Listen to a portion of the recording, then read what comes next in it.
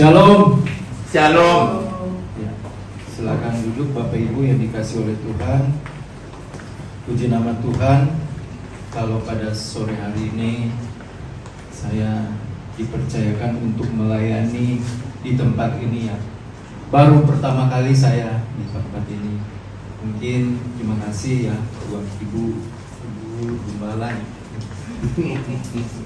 yang sudah mempercayakan kami khususnya melalui tempat siri untuk melayani di tempat ini. Mari Bapak Ibu, perkenalkan, nama saya Marcel Kusoi. Saya berasal dari Kawanua, dari Minahasa, Manado, dan saya pelayanan pengkhotbah dan pengajar POM dan juga pengajar teologi ya. Puji nama Tuhan Bapak Ibu. Mari kita buka Alkitab kita di dalam kitab Kolose. Kalau sudah buka Alkitab, kita akan lihat di dalam pasal yang ketiga.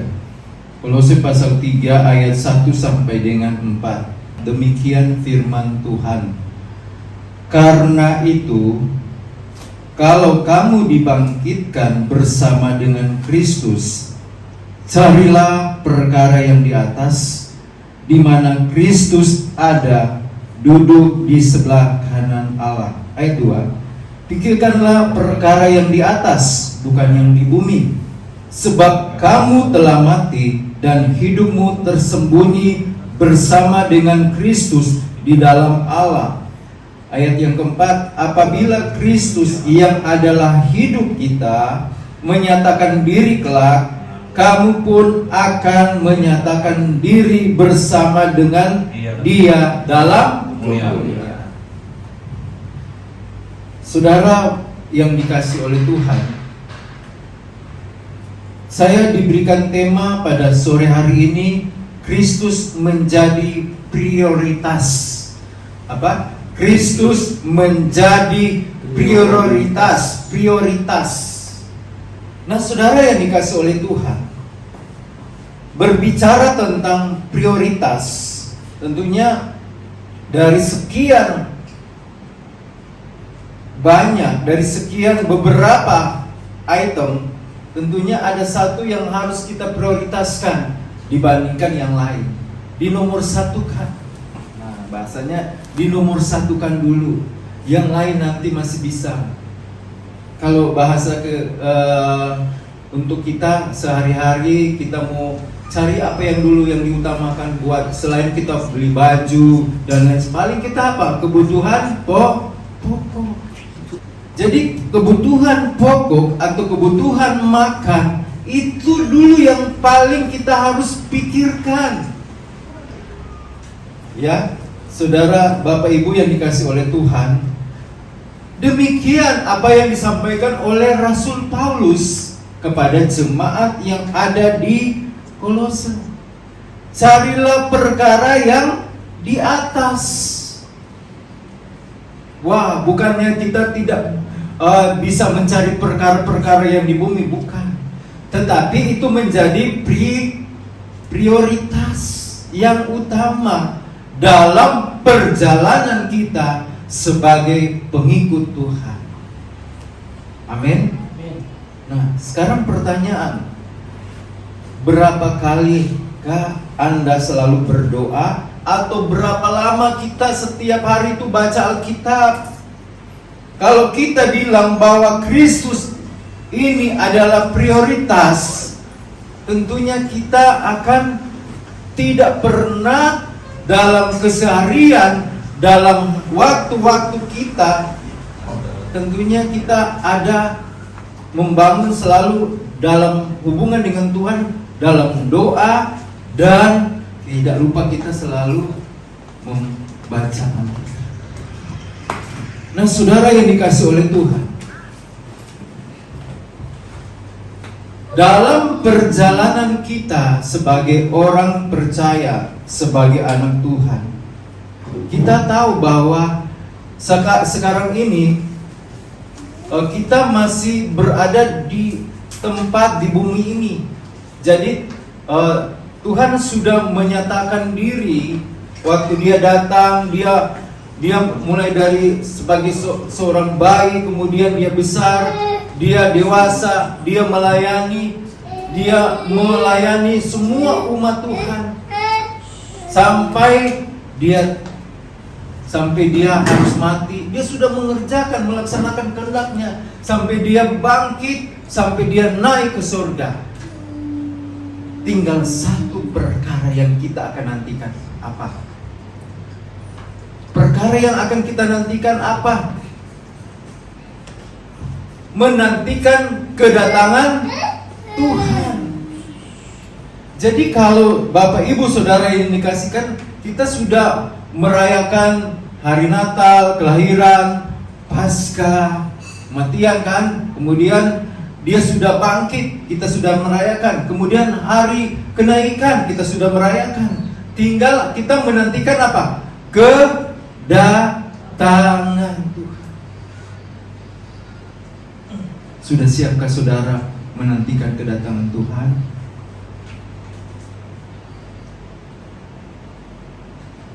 Sekarang yang kita baca di ayat yang keempat di dalam kitab Kolose itu, apabila Kristus yang adalah hidup kita, nah kita ini bahwa Kristus itu adalah siapa? Hidup kita. Yesus itu adalah sekarang hidup kita. Jadi saat ini bagaimana kita di dalam perjalanan kita harus berani, kita harus mengungkapkan bahwa Yesus itu adalah hidup kita. Nah, saudara yang dikasih oleh Tuhan, kenapa Kristus itu adalah hidup kita? Karena apa? Karena kita manusia tidak bisa dapat berbuat apa-apa.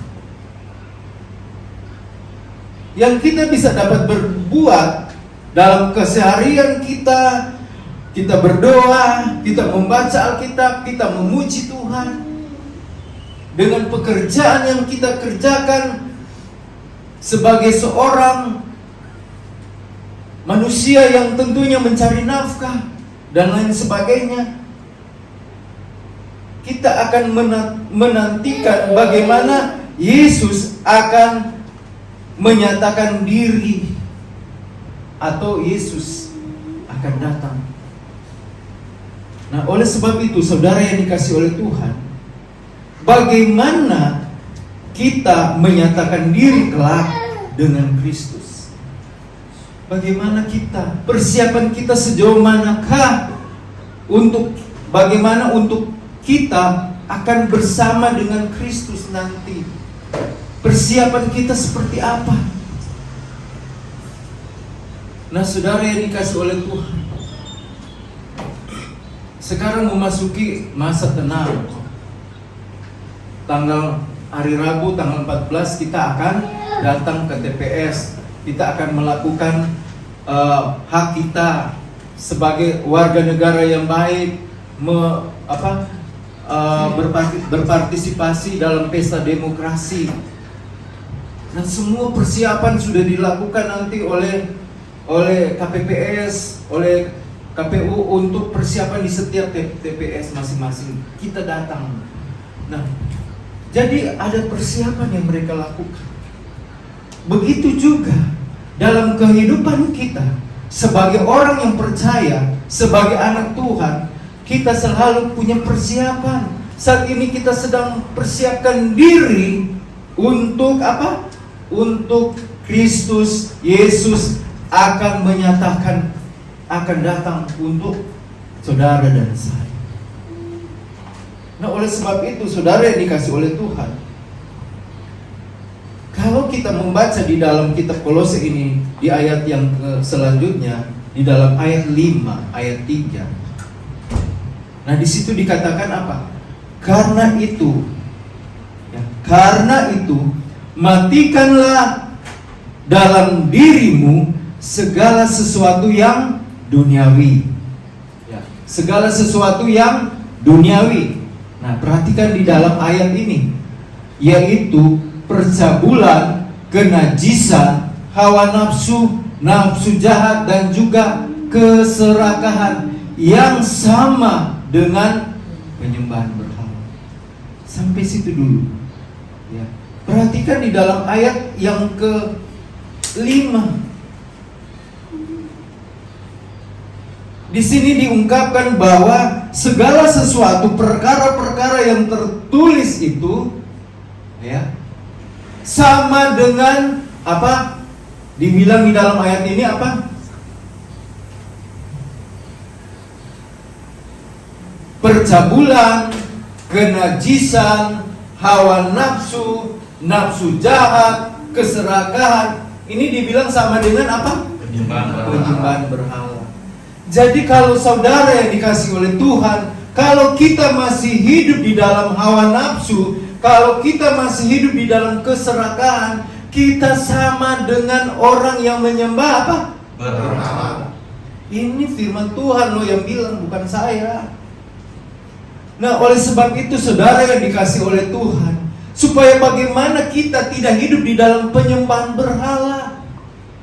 Kita dipersiapkan untuk apa? Untuk menyatakan diri bersama dengan Tuhan, akan menyatakan diri. Jadi harus connect, supaya bagaimana terjadinya hubungan itu bisa menyatu antara kita dengan Kristus. Jangan kita mau jadi sama dengan orang yang hidup dalam penyembahan berhala. Nah, ini jelas di dalam ayat 5 katakan.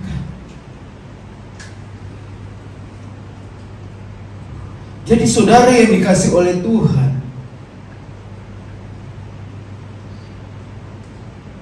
sebagai orang yang percaya, bukannya kita hidupnya namanya apa?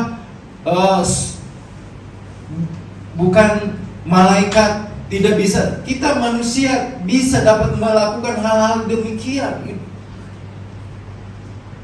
Tetapi roh yang ada di dalam kehidupan kita jauh lebih besar. Roh Kudus tinggal di dalam setiap kehidupan kita. Bagaimana kita menjauhkan hal ini?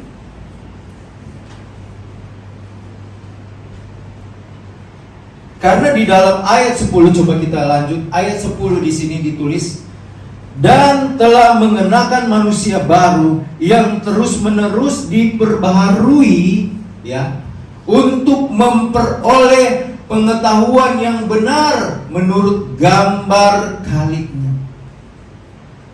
Nah, jadi saudara yang dikasih oleh Tuhan, bahwa kehidupan kita telah mengenakan manusia baru, ya, bahwa ketika kita percaya, menerima Tuhan Yesus, dibaptis, hidup baru, kita sudah masuk dalam hidup baru. Kita harus mengenakan hidup baru, manusia baru yang terus menerus kita diperbaharui untuk memperoleh pengetahuan yang benar. Kita selalu memperoleh pengetahuan yang benar. Saudara yang dikasih oleh Tuhan, setiap kehidupan kita harus diperbaharui. Punya handphone Bapak Ibu semua? Iya. Coba kalau handphone tidak terupdate terus, dia lama-kelamaan nggak bisa. Dia harus mengikuti, dia terupdate terus. Kadang kalau kita lihat ada WA bisa terupdate juga dan lain sebagainya. Karena apa? Karena begitunya kita bisa melihat perkembangannya itu terupdate. Demikian dalam kehidupan kita sebagai orang yang percaya kepada Tuhan. Kita harus diperbaharui. Nah, saudara, kalau air, saya boleh melihat air mengalir. Kenapa air itu mengalir terus? Dan air itu, dia mengalir, tandanya apa? Ada kehidupan. Kalau air tenang di situ, dia tidak mengalir, akan membuat air itu berbuah, bahkan kotor. Jadi kalau saudara lihat air itu mengalir, dibuang, itu tandanya bahwa air itu bagus, ada kehidupan. Nah, saudara yang dikasih oleh Tuhan, dalam perjalanan kita sebagai anak Tuhan. Supaya bagaimana kita ini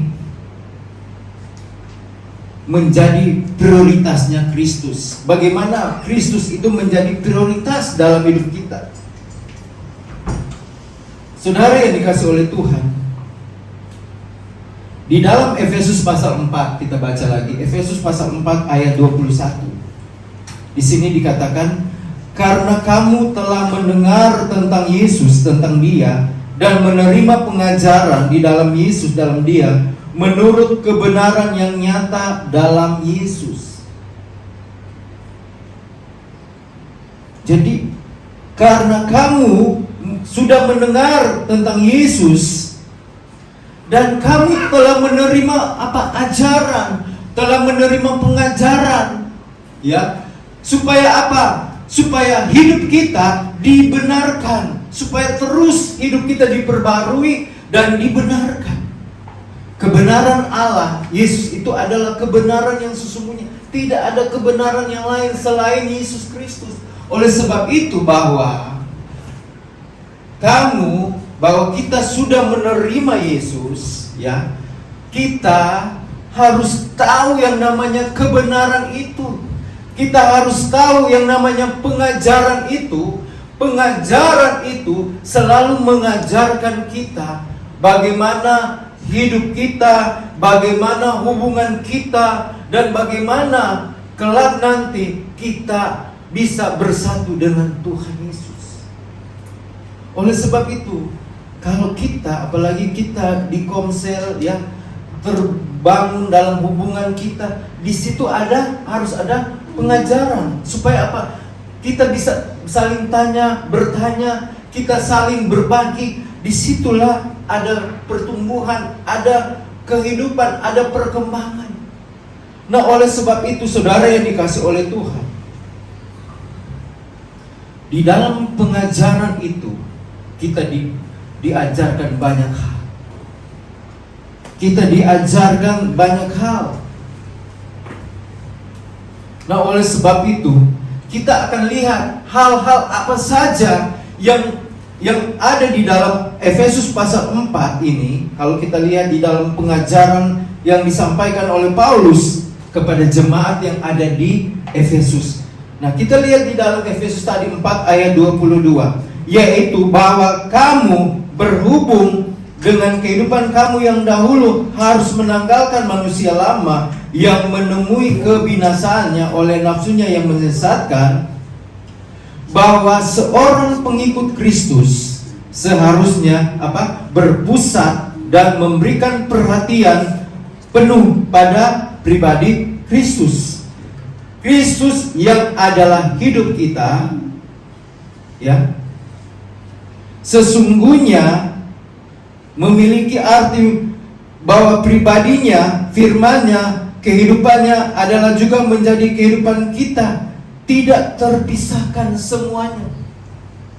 Nah, saudara yang dikasih oleh Tuhan, kalau kita membaca di dalam Efesus pasal 4 ayat 22, ya, bahwa kita sudah terlepas dari kehidupan kita yang menyesatkan. Kita sekarang harus terbangun di dalam kehidupan bersama dengan Tuhan Yesus. Kita lihat bahwa di dalam kehidupan kita bersama dengan Tuhan Yesus, pribadinya, firman-Nya, yang kita harus lihat semuanya itu, dan kehidupan. Kalau kita sebagai orang percaya, tentu saat ini perhatian kita kepada siapa? Kepada Tuhan Yesus. Bagaimanakah pribadi Yesus itu sendiri? Pribadi Yesus adalah atau karakter Tuhan Yesus. Dia memiliki karakter yang taat. Ketika dia datang di dunia ini, kemudian dia berkata bahwa waktu dia berada di kayu salib, dia tetap melakukan hal itu. Dia berkata bahwa bukan kehendaknya, tetapi kehendak Bapa. Sebab itu dia ada di salib. Dia katakan sudah selesai. Artinya bahwa perjalanan dia dalam melayani, dalam menggantikan manusia yang berdosa, tergantikan oleh dia, bahwa itu sudah terbayarkan, sudah selesai. Dia taat sampai mati. Kalau kita baca di dalam Filipi pasal 2 ya, bagaimana Yesus ya. Kalau kita baca Filipi pasal 2 ayat 8, dalam keadaan sebagai manusia ia telah merendahkan dirinya dan taat sampai mati, bahkan sampai mati di kayu salib. Nah, itu saudara yang dikasihi, kita mempelajari karakter Tuhan Yesus. Oleh sebab itu, bagaimana kehidupan kita sebagai orang percaya? Apakah kita memiliki karakter sama seperti Tuhan Yesus? Memiliki ketaatan itu. Semua yang berbicara taat sangat suka oleh pemimpin, oleh pemilik perusahaan dan lain sebagainya. Ketika seorang karyawan taat, maka itu yang penting yang mereka inginkan. Karena apa? Karena dia taat, dia selalu dapat melakukan pekerjaan dengan baik. Ketaatan itu, seorang dapat taat itu bukan ketika dia dilihat oleh pimpinannya, dia dilihat oleh atasannya, tapi dia melakukan itu karena dia itu adalah orang yang benar-benar taat. Bukan dilihat oleh siapapun, dia mau taat. Nah, saudara yang dikasih oleh Tuhan, kalau kita lihat, Yesus berkata, Yesus itu adalah firman. Yesus itu adalah firman. Nah, oleh sebab itu, ketika dalam kehidupan kita bisa berkata bahwa Yesus ini adalah pembawa kabar baik, pembawa firman. Ya, ketika dia datang, dia menyampaikan kabar baik. Dan kabar baik itu disampaikan kepada siapa? Kepada kita sebagai orang percaya, kepada semua manusia. Oleh sebab itu, kehidupan kita bisa melihat bahwa dalam pekerjaan Yesus, dia tetap menyampaikan kabar baik. Dia tetap melakukan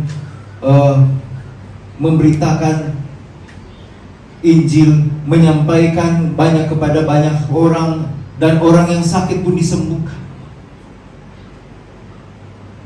Dalam pekerjaannya dia, di situ ada perbuatan baik yang dilakukan oleh Yesus.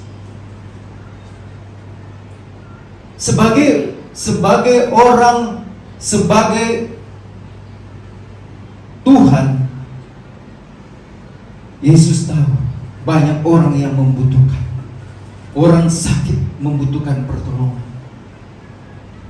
Orang lemah membutuhkan kekuatan. Nah, saudara, terkadang kita sebagai orang percaya, kita menjadi mitranya Allah. Kita menyampaikan kebenaran, kita menyampaikan Tuhan Yesus baik. Tapi banyak orang kadangkala melihat kebaikan Tuhan dengan apa? Perbuatan. Tuhan tahu. Dimanapun kita berada, ketika kita pun dapat berbuat baik kepada orang lain dalam karya kita, maka orang itu bukan melihat bukan melihat ucapan kita, tapi dia melihat apa? Perbuatan kita. Perbuatan kita itu, ucapan kita itu tidak bisa diterima tanpa apa? Menunjukkan perbuatan. Coba Bapak Ibu, ketika kita berkata kepada orang itu, misalnya kita berkata bahwa andaikan waktu orang itu, waduh saya lagi sakit gigi, coba ambil garam kumur-kumur. Nah, itu meringankanlah. Nah, ketika orang itu melakukannya, melihat apa yang kita ucapkan itu dan kita kasih dia lakukan itu, perbuatan itu, maka orang itu akan apa? Sangat senang. Karena apa?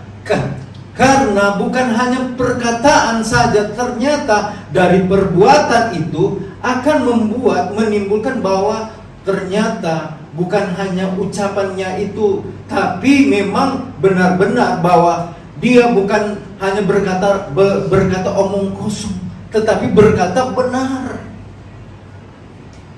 Makanya kenapa kalau kita melihat orang sakit disembuhkan, Tuhan Yesus bukan hanya berkata bahwa dia datang untuk menyembuhkan, dia datang sembuh. Ternyata dari mereka pun, umat-umat itu sendiri yang sudah mendapatkannya kesembuhan, maka mereka berkata bahwa sesungguhnya dia adalah Tuhan. Jadi Yesus pun dalam pelayanannya, dalam pekerjaannya, dia menunjukkan tentang bagaimana perbuatan yang luar biasa itu bukan hanya melalui ucapan bahwa oh engkau sembuh, tidak, tapi benar-benar dia bisa menerima kesembuhan itu. Saudara yang dikasih oleh Tuhan, seringkali banyak orang demikian, ya. Banyak orang tidak bisa mendengar ucapan kita sendiri. Mereka belum langsung percaya kalau tidak disertai dengan apa? Perbuatan. Kalau kita menunjukkan perbuatan itu, dan orang itu bisa menerima, ternyata apa? Benar, ada actionnya. Nah, zaman sekarang susah untuk mempercayakan itu. Susah untuk orang lain langsung percaya tanpa mereka merasakan, tanpa mereka menerimanya, melihat sendiri dan merasakan, menikmati sendiri. Tuhan itu baik. Kalau mereka tidak menerima, kalau mereka merasakan, wah saya sembuh, ternyata benar. Saudara yang dikasihi oleh Tuhan, kita berkata kepada orang tetangga kita, coba saya berkata, Tuhan itu baik. Kalau orang sesama Kristen, kita mungkin iya. Tapi kalau orang seberang, mereka belum langsung percaya. Ketika kita membawa sesuatu, menyatakan perbuatan kita, dan mereka bisa lihat itu, maka mereka sendirilah dari ungkapan hati mereka lah, bahwa mereka akan berkata iya benar, bahwa ternyata apa yang disampaikan Bapak itu, bahwa Tuhannya itu adalah Tuhan yang baik, orang Kristen Tuhannya baik. Nah, saudara yang dikasih oleh Tuhan, sebagai orang yang percaya kepada Tuhan, perjalanan kita bukan menjadi orang yang taat, ya, karena bagaimana Kristus menjadi prioritas dalam kehidupan kita. Kita bukan hanya taat, kita bukan hanya orang yang dapat berkarya untuk orang lain, ya, untuk bagaimana meyakinkan orang lain itu tentang Yesus itu. Tapi bagaimana juga kita sebagai orang yang percaya harus dapat melakukan tujuan akhir itu dengan baik. Ada langkah awal dan ada juga langkah akhir. Nah, dalam perjalanan kita tunjukkan tujuan akhir kita. Kalau dalam Yesus itu ada kehidupan, tujuan akhir dari segala sesuatu, kita pikirkan apa? Tentang tujuan akhir, yaitu supaya bagaimana kehidupan kita, bagaimana kita bisa mengalami keselamatan itu, bagaimana kita bisa masuk dalam kehidupan, bagaimana kita selamat. Nah, itu yang menjadi tujuan akhir kita sebagai orang percaya. Dalam ketaatan kita, dalam pekerjaan kita, melakukan apa yang Tuhan maukan untuk kita bisa dapat menjadi pelayan Tuhan, pembawa kabar. Ya bukan hanya sampai di situ, tapi bagaimana kita juga akan memikirkan tujuan akhir itu. Jadi dalam kehidupan kita memprioritaskan Kristus. Kita jangan sampai dalam kita sudah mengenakan manusia baru, dibaharui kebenaran itu, kita tidak melakukan ketaatan itu. Kemudian jangan sampai pekerjaan kita lalai. Kita melakukan pekerjaan sebagai manusia, ya, punya tanggungan, kita tetap melakukan itu. Tetapi juga jangan sampai, tetapi bagaimana kita juga menyertakan Kristus itu, menyampaikan kepada sesama kita, tetangga kita, kepada rekan kita, lingkungan kita. Dan bagaimanapun, dan juga kita harus bukan hanya berhenti sampai situ. Bagaimana kita memiliki tujuan akhir. Tujuan akhir itu di mana kita pikirkan bahwa dalam perjalanan kita banyak orang sampai berhenti situ. Mereka tidak tahu bahwa yang menentukan bukan langkah awal, tapi langkah akhir. Banyak orang kadang-kadang sudah berpaling kepada Tuhan, tapi mereka lupa bahwa ada tujuan akhir. Kita merindukan bahwa di masa sekarang ini, di penghujung akhir zaman ini, jangan sampai kita tidak memiliki tujuan akhir. Jangan sampai kita berhenti di sini, tapi kita harus berpikir, memikirkan bagaimana pelayanan kita, bagaimana hubungan kita dengan Tuhan yang terus kita bangun, ya, yang kita harus bangun supaya apa? Supaya Kristus kelak menyatakan kepada siapa? Kepada kita. Baru itulah sesuai dengan firman Tuhan bilang apa? Di dalam Kolose tadi, Kolose pasal 3 ayat 4, apabila Kristus yang adalah hidup kita menyatakan diri kelak, kamu pun akan menyatakan diri bersama dengan Dia, bersama dengan Kristus dalam kemuliaan. Itu ketika kita sudah melakukan hal itu dan terkoneklah bahwa kita pun sudah menyatakan diri bahwa kita sudah siap menjadi pengantinnya Tuhan, menjadi pengikut-pengikut Kristus, siap terkonek dengan Tuhan seperti pengantin, ya. Kita ini adalah pengantin wanita. Siap bagaimana pengantin kita, ya, pengantin pria, dan kita sebagai pengantin wanita akan disandingkan, dipersatukan. Nah, saat ini kita mempersiapkan diri. Oleh sebab itu, saudara yang dikasih oleh Tuhan, jadikan Kristus menjadi prioritas dalam kehidupan kita. Dalam ketaatan kita lakukan, dalam pekerjaan kita lakukan bersama dengan Tuhan, dan kita harus memiliki tujuan akhir ini. Tujuan akhir itu jangan sampai kita putus di tengah jalan, jangan sampai kita tidak pada akhirnya, ya, bukan hanya langkah awal, tetapi ada langkah akhir. Puji nama Tuhan. Firman Tuhan saya sampaikan di sini. Mari kita nyanyikan pujian. Saya mengundang pemain keyboard.